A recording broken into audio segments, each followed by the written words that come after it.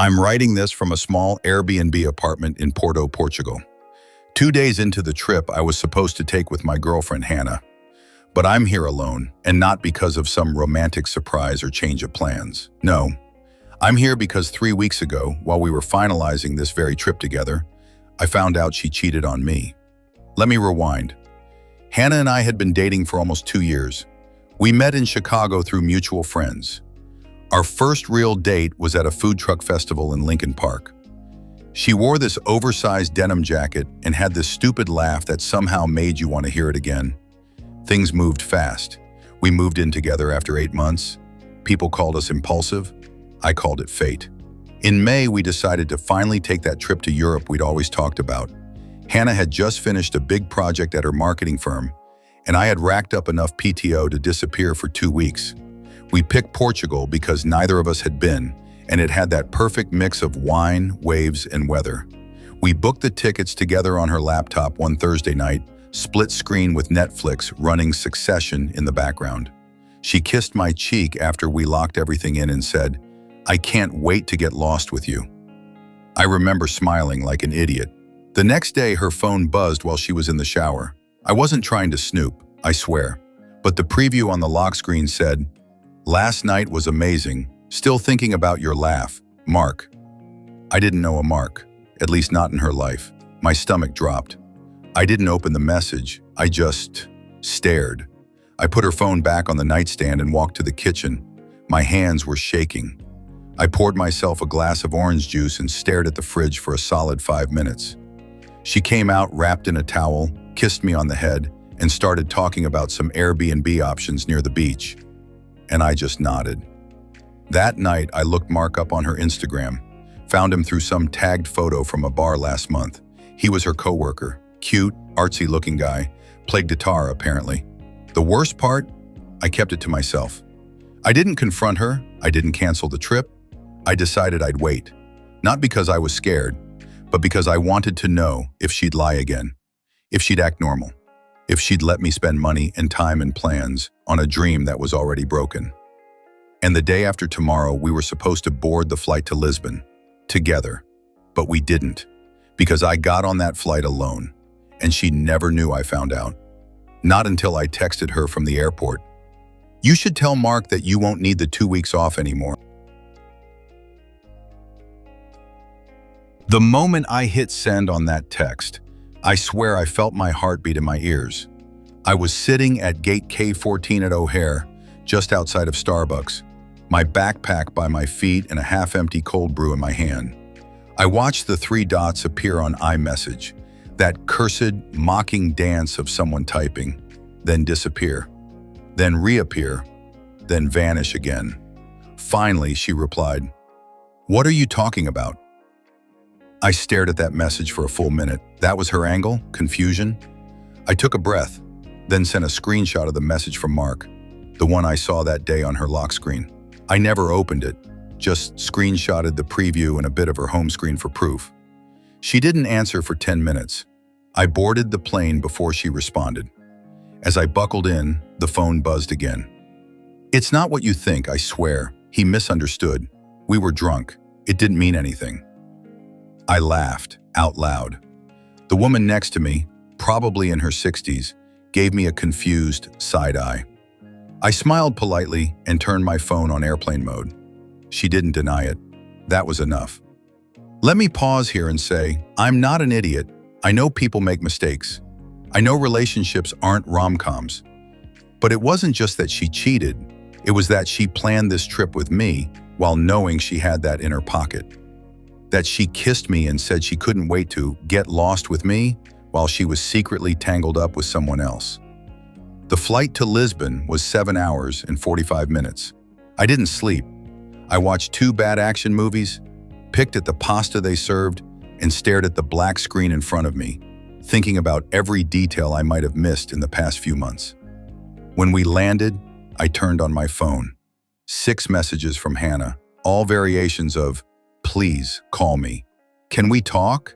You're overreacting. I didn't sleep with him. I love you."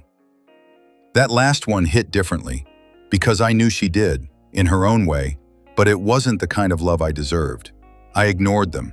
I got in a cab, showed the driver the address of our Airbnb in Porto, and leaned my head against the window as the city passed me by. It was supposed to be the beginning of something beautiful. Instead, it felt like a long, quiet ending. And weirdly, it was peaceful. The Airbnb was perfect, too perfect. Whitewashed stone walls, a tiny balcony with a view of the Douro River, and a queen-size bed with navy linens Hannah picked out herself. I remember her saying, "It looks cozy but romantic. Like the kind of place you'd want to slow dance barefoot in." She said that over brunch one Sunday, fork in her mouth, scrolling through listings. I dropped my bag on the floor and stood in the middle of the room for a long time, just staring. The smell of lavender from the diffuser she'd requested in the booking notes filled the space. It made me sick. Everything here was planned with her in mind. 2 wine glasses sat on the kitchen counter. A handwritten note from the host said, "Welcome Hannah and James. Enjoy your stay and happy anniversary." Right. Our anniversary was supposed to be tomorrow. We joked about getting matching sunburns and drunk posting photos that would make our friends jealous. She said she wanted us to try surfing. I told her I'd rather drown. We laughed. And now I was here, alone, tired, heartburn from airplane food, and stuck in an apartment built for 2. I showered. The water heater was temperamental. Another thing we would have laughed about. I made myself a cup of coffee from the tiny espresso machine. It hissed like it hated me. Then I did something I didn't expect. I opened Instagram. Her stories were still up, from yesterday. She was at a rooftop bar in Chicago with her friend Rachel, smiling, clinking glasses, like nothing had changed. No sign of guilt, no sign of heartbreak. Not a single frame suggested she'd been caught. But then, a new story popped up. Just a black screen with text. "Sometimes people you trust the most will hurt you the worst." I laughed again, this time bitterly. Was she trying to play the victim? She'd always hated drama, or claimed to. Then came the DM from Mark. "Hey man, I didn't know you guys were still together. She told me you'd broken up weeks ago. I'm sorry." That's when it hit me. She didn't just cheat, she lied to both of us. I didn't reply. I just tossed my phone on the bed, grabbed one of those damn wine glasses, filled it to the brim with a bottle of red that was meant for our anniversary toast, and walked barefoot onto the balcony. Below, the river moved slowly. Couples walked hand in hand across the bridge. Laughter echoed from a street performer nearby. The world didn't care that I'd been betrayed, and somehow that made it easier. Because if the world could keep turning, so could I. I didn't plan to go out that night, but sitting in that Airbnb felt like drowning in someone else's memory. So around 8 p.m., I grabbed a jacket, walked down the narrow cobblestone street, and ended up at a little restaurant called Cantinho da Sé, one of those places Hannah bookmarked months ago. She loved planning, obsessively. She had an entire folder titled Porto Itinerary Us on Google Drive.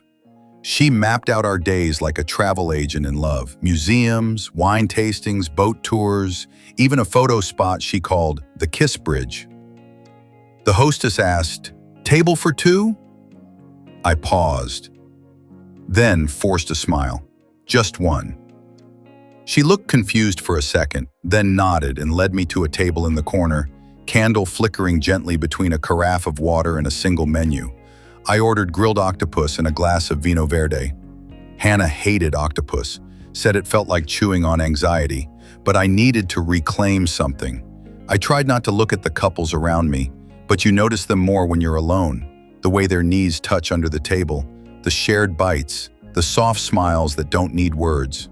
Midway through the meal, the waiter brought over a second glass of wine. I raised an eyebrow. He smiled. From the woman at the bar. I turned. She was probably in her 30s. Long dark hair, black leather jacket, nose ring. She held up her own glass and a casual toast and gave a small smile. For a second, I panicked. My brain screamed, "This is wrong. You're not ready. You're still grieving." But then another voice whispered, "So what?" She walked over. "American?" she asked, in a thick Portuguese accent. I nodded. "Is it that obvious? The way you looked at your wine before drinking it, like it might disappoint you?" We both laughed. Her name was Ines. She worked in publishing. She said she liked the way I looked like I was trying not to be seen. We talked for 20 minutes, maybe 30, about books, travel, heartbreak, carefully, like stepping around a wound. At one point she said, whoever she was, I'm guessing she didn't deserve this trip. I shrugged. She planned it, technically. Ines sipped her wine. Funny, you seem like the kind of guy who deserves to be surprised, not scheduled. That stayed with me. We didn't exchange numbers. She left with a soft wave and I finished my wine alone. And for the first time since landing in Portugal, I didn't feel like I was running from something. I felt like maybe, just maybe, I was walking towards something else. Back at the Airbnb, it was quiet again. Too quiet. I sat on the edge of the bed, scrolling through my photos. There were so many of her, of us, from brunches to birthdays to blurry selfies in bed, to a candid photo I took of her brushing her teeth in a hoodie one morning, toothpaste on her cheek, looking at me like I was ridiculous for snapping it. I didn't delete them. Not yet. Maybe I should have. But I didn't want to erase her like she never mattered. That felt dishonest, like rewriting history just to make myself feel better. I opened the Porto itinerary, us folder on my phone. She had everything labeled. Day 1 land, nap, wine bar by the river. Day 2, Livreria Lello, the bookstore from Harry Potter. Day 3, day trip to Douro Valley. Day 4, beach picnic, sunset photos. I laughed out loud at one part. Day 5, absolutely nothing. Just sleep in, or don't, just be. It hit me harder than I expected. She had all these ideas of what we'd be, what we'd feel, what we'd post online. But none of it meant anything if it wasn't real, if she had someone else whispering her name when I wasn't looking. Still, she'd wanted a day just to be. No plans, no selfies, no expectations. I decided to keep that part. So I stayed in bed the next morning, opened the windows, let the breeze roll in, made coffee, played music, Bon Iver, the one band we both actually agreed on. I read a short story Inez had recommended the night before. I didn't check my phone, didn't open her texts, didn't open Mark's DMs. I just was. And weirdly, it didn't feel lonely. It felt like reclaiming something, not from her, but from the version of myself that needed her to be okay. Because that version had been built around fear, around what if she leaves, or what if I'm not enough. But now she had left, emotionally at least, and I was still here, still breathing, still in Portugal, still finding things to smile at. There's a strange kind of strength that grows in the silence of loss, not the loud, triumphant kind, but the quiet, steady kind, like moss growing on broken stone. And I was learning to sit with that, to not be afraid of what came next, to not rush to replace her with someone new, to just be, just like she had once planned. On the 5th day in Porto, I finally opened her messages again. Not because I wanted to, because I felt ready to read them, without shaking, without second-guessing myself. She'd written a lot, long paragraphs, some apologizing, some angry, some confused, like she didn't know whether to beg or blame. Here's a few of the things she wrote. I never meant to hurt you. I was confused. We weren't in a good place and you know that. I thought you stopped seeing me. I felt invisible.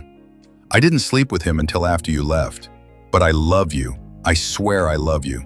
That one came twice, word for word, hours apart. I reread them all in the back of a tram heading up toward the Claragos Tower. Tourists pressed in around me, snapping photos, laughing, living lives completely unaffected by mine. And there I was, holding this heartbreak like a letter from someone who'd already moved on. I didn't reply, but I didn't block her either. I wanted her to know that I read it, that I saw it, that I chose silence, not because I was punishing her, but because there was nothing left to say. You don't owe closure to people who already closed the door. Instead, I went to the tower, climbed all 225 steps, and stood at the top, overlooking the city. The air was crisp. The sun was beginning to set. Everything below looked impossibly small. The people, the cars, even the buildings. And in that moment, so did the pain. I took a photo, Not for Instagram, not to prove anything, just for myself. That night I walked along the river alone, bought a small ceramic tile from a local artist, blue and white with a hand-painted phrase in Portuguese, "Não se perca, porque não se encontra." Don't lose yourself for someone who hasn't found themselves. I tucked it in my jacket pocket. I don't think I'll ever forget that phrase, or how it felt to carry it in a city that no longer felt haunted. Because slowly, day by day, I was learning how to live again. Not in spite of what she did, but in spite of what I'd let myself believe. I left Porto on a Sunday, the same day we were supposed to fly back together, full of souvenirs, inside jokes, maybe a tan. The return flight was quiet, no hand to hold, no whispered comments during takeoff, just me and my thoughts. And oddly enough, that was enough. When I got back to Chicago, our apartment didn't feel like home anymore. Her mug was still by the sink, her sneakers by the door, her scent faint on the pillow. For the first time in weeks, I let myself cry, not because I missed her, but because I missed the version of me who trusted without question. I packed her things into boxes the next day, neatly, carefully, with respect. I didn't break anything, didn't tear up her photos, I just returned what no longer belonged to me. I left one thing though, a photo of us at that food truck festival, the first day we met. She had hot sauce on her chin and I was laughing. It wasn't a perfect photo, blurry, badly framed, but it was real. I kept it, not out of longing, but as a reminder that something did exist, that not every story that ends badly was fake from the start.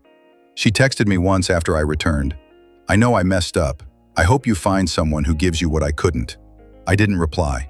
Some silences deserve to last. But I did write something, for myself, weeks later. A note I keep on my phone, which I sometimes read when I wonder if I made the right call. It says, "You don't always get the apology you deserve, but you do get to choose your peace." I still believe that. And now, months later, I've started seeing someone new, slowly. No grand declarations, no rushing in. Just two people getting to know each other, without the weight of false promises. We haven't planned any trips yet, but when we do, I won't be looking over my shoulder. Because this time, I'll be walking beside someone who actually wants to be there. Not just in the photos, not just in the plans, but in the truth. And that's the kind of love I want. The kind that stays when no one's watching. The kind that doesn't leave me wondering,